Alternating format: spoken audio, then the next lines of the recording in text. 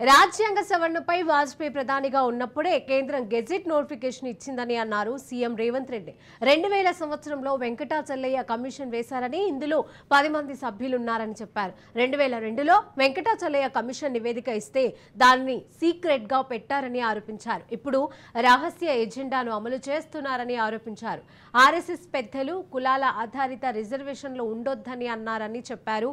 ఇక రిజర్వేషన్ల రద్దు చేయాలన్నది ఆర్ఎస్ఎస్ మూల సిద్ధాంతమని ఆరోపించారు సీఎం రేవంత్. రాజ్యాంగాన్ని ఏ విధంగానైనా మార్చాలని ప్రయత్నిస్తోందని అన్నారు. కులాల వారీగా రిజర్వేషన్లను రద్దు చేస్తే గనక వారి ఎజెండా అని చెప్పారు. ఎస్సీ, ఎస్టీ, ఓబీసీ రిజర్వేషన్లు రద్దు చేయడమే ఎజెండా అని అన్నారు.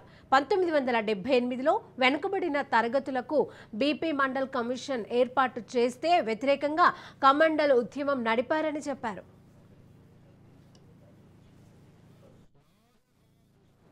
ఢిల్లీలో మినిస్ట్రీ ఆఫ్ హోమ్ అఫేర్స్ స్వయంగా కేంద్ర హోంశాఖనే ఫిర్యాదు చేసి నా మీద అక్రమ కేసులు పెట్టి, ఆ అక్రమ కేసుల నోటీసు నాతో పాటు కాంగ్రెస్ పార్టీ సోషల్ మీడియా పనిచేసే వాళ్ళందరినీ 5-6 మందికి నోటీసులు ఇచ్చి గాంధీ భవన్కే వచ్చి ధైర్యంగా మాకు నోటీసులు ఇచ్చి ఈరోజు ఢిల్లీలో హాజరు కావాలని హుకుం జారీ చేసి, ఈ దేశ ప్రధానమంత్రి గారిని, ఈ దేశ కేంద్ర హోంశాఖ మంత్రి గారిని మీరు పదే పదే తెలంగాణ రాష్ట్రానికి వస్తున్నారు కదా, మీ పార్టీ విధానాన్ని వివరించకుండా, మీ పార్టీ యొక్క ఆలోచన, గతంలో మీ మంత్రులు, గతంలో మీ పార్టీ నాయకులు చేసిన వ్యాఖ్యలను పరిగణలోకి తీసుకోకుండా రాజ్యాంగంను మార్చడానికి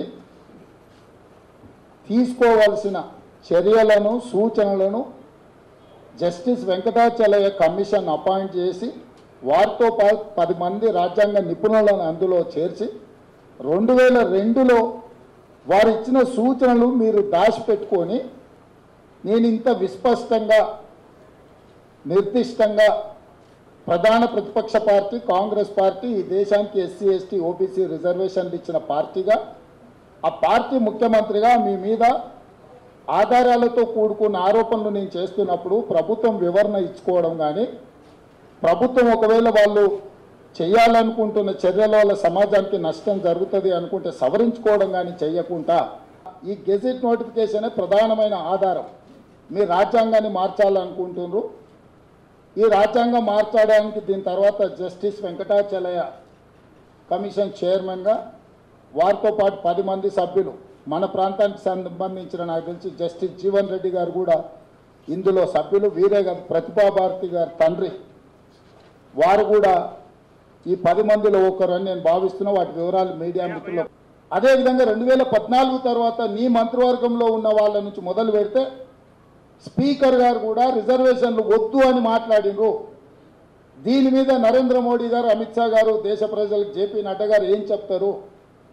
అందుకే ఈరోజు ఈ దేశ ప్రజలకు, ఈ దేశంలో ఉన్న ప్రతి ఒక్కరికి నేను విజ్ఞప్తి చేస్తున్నాను.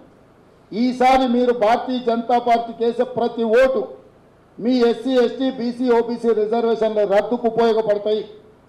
మీరు రిజర్వేషన్లను రద్దు చేసుకోవాలి. రాజ్యాంగంలో సమూలమైన మార్పులు జరిగి ప్రాథమిక స్వేచ్ఛకు భంగం కలగాలనుకుంటే భారతీయ జనతా పార్టీకి మీరు ఓటు వేయండి.